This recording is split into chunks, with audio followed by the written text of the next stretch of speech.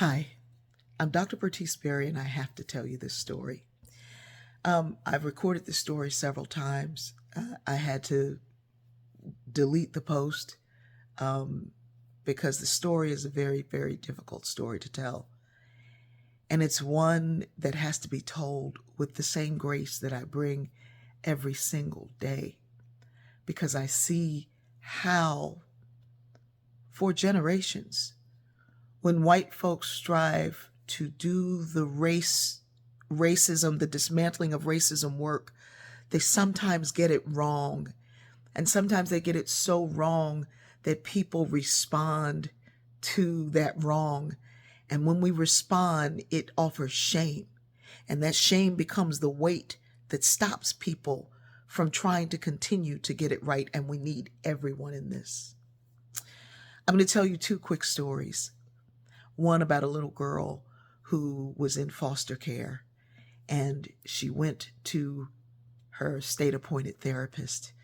And while she was listening to the state appointed therapist talk to her and ask questions that she didn't want to answer, she sat there and did this. And there were times she'd wrinkle up her little face, just wrinkle up her little face.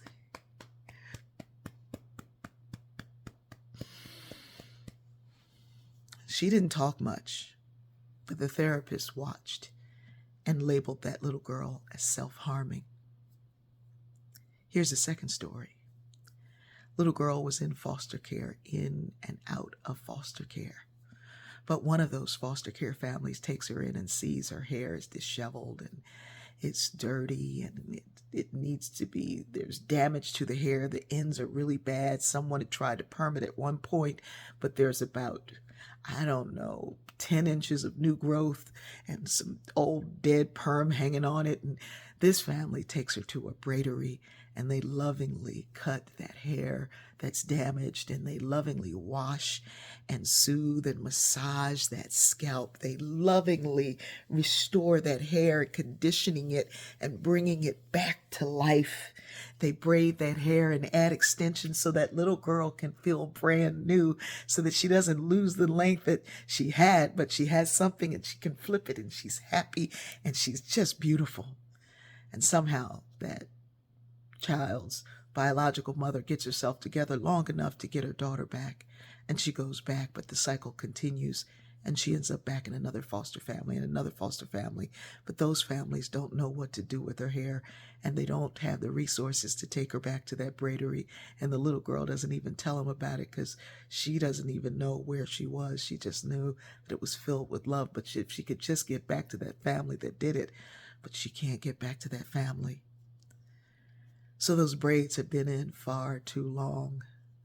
And so when she sits in front of that white therapist, state appointed therapist, who hasn't really been around a black girl with braids in her hair that have been in too long, she doesn't understand that this is the way you scratch your scalp so as not to damage those braids, because going in it like this would damage those braids.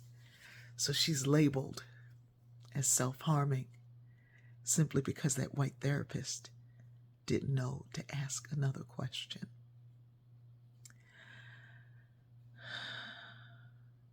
Very often, people are labeled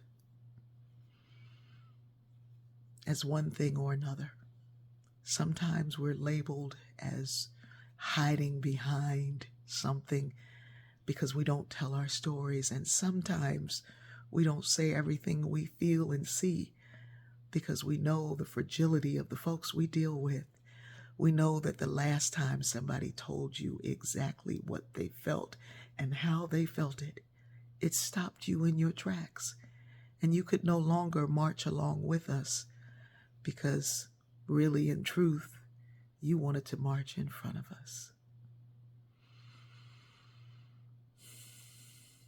I have seen down the road, and I believe, and you cannot dismantle racism without a commitment to believing that it can be done.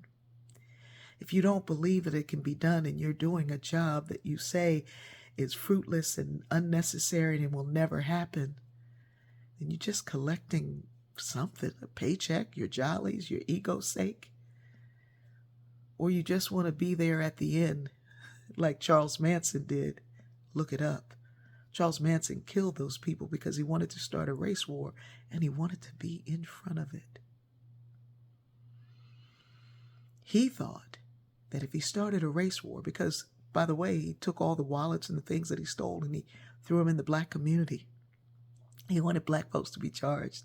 He wanted to create a race war, and he was going to take over and lead the black people because he said they'd be too dumb to lead themselves. Sometimes the folks who say they want to be a part of the movement really want to be in charge of the movement, and sometimes the people who say they want to be a part of the movement truly want to be a part of the movement. And sometimes they say the wrong thing, they do the wrong thing, they label the wrong way, and sometimes, because that story was told to me by my niece Jamila, she could sit that woman down and say, "You don't know what you're talking about. That's not what it is, baby."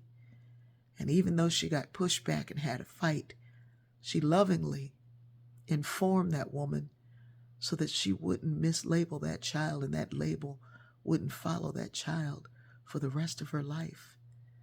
But there's not enough Jamilas. There's not enough Bertices. And we're tired. We're tired. And we're weary of coming with grace to folks who say they want grace, who really all they want to do is tell you what they think you don't know.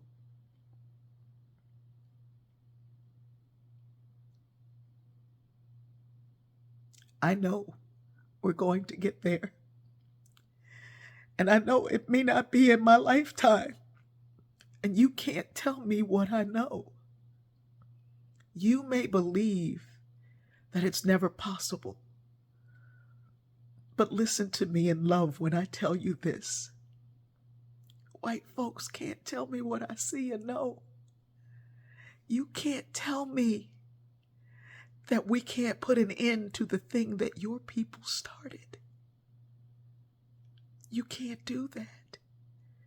And now that your eyes are awake and you see how terrible it is, and it tears at you and it makes you hurt and it makes you angry, I understand that anger. I was angry for 25 years of my life. And from time to time, I get angry again. But I'd like to believe that it's righteous indignation.